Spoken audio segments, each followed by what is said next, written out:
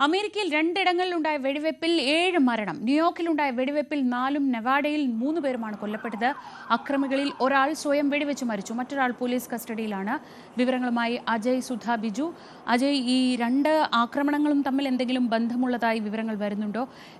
എന്തൊക്കെയാണ് ഏറ്റവും പുതിയ വിവരങ്ങൾ? ശ്രീജ, നിലവിൽ ഈ ആക്രമണങ്ങൾ തമ്മിൽ ബന്ധമുള്ളതായി പോലീസ് സ്ഥിരീകരിച്ചിട്ടില്ല.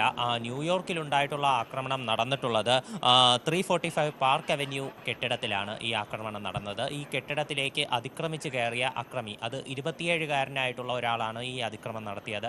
ഇയാൾ ബുള്ളറ്റ് പ്രൂഫ് ജാക്കറ്റൊക്കെ ധരിച്ചിട്ടാണ് ഈ കെട്ടിടത്തിനകത്തേക്ക് പ്രവേശിച്ചത്.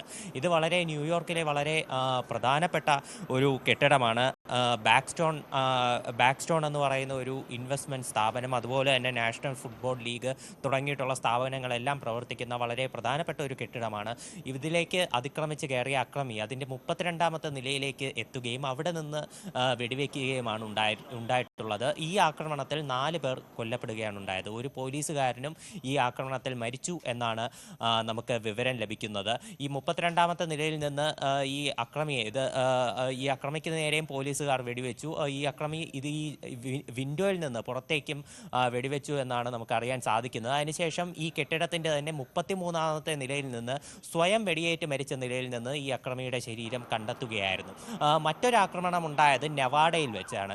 നെവാഡയിലുള്ള ഒരു പ്രശസ്തമായിട്ടുള്ള കസിനോ കെട്ടിടത്തിൻ്റെ പാർക്കിംഗ് ലോട്ടിലോട്ട് ഒരു അക്രമി കടന്നു വരികയും അവിടെ ഒരു ജനക്കൂട്ടത്തിന് നേരെ തോക്ക് ചൂണ്ടുകയും ചെയ്തു. എന്നാൽ ഇയാളുടെ തോക്ക് ആദ്യം പ്രവർത്തിച്ചില്ല. ഉടൻ തന്നെ തോക്ക് പ്രവർത്തന യോഗ്യമാക്കിയതിന് ശേഷം ഇയാൾ വെടിവെപ്പ് നടത്തുകയായിരുന്നു. ഈ വെടിവെപ്പിൽ 3 പേരാണ് കൊല്ലപ്പെട്ടത്.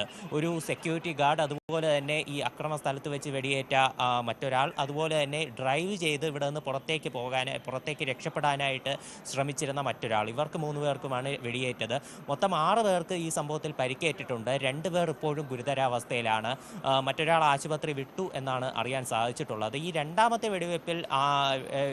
വെടിവെപ്പിൽ അക്രമി പോലീസ് കസ്റ്റഡിയിലാണ്.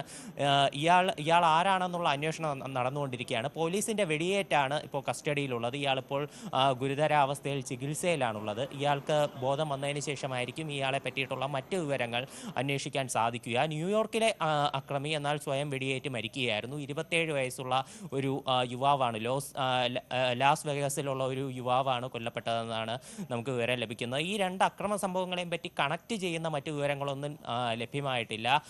ന്യൂയോർക്ക് സമയം ഇന്നലെ രാവിലെയും അതുപോലെ തന്നെ വൈകുന്നേരവുമാണ് ഈ 2 സംഭവങ്ങളും ഉണ്ടായിട്ടുള്ളത്. ശ്രീജ. ശരി, അജയാണ് വിവരങ്ങൾ നൽകിയത്. ന്യൂസ് ഡെസ്കിൽ നിന്ന്.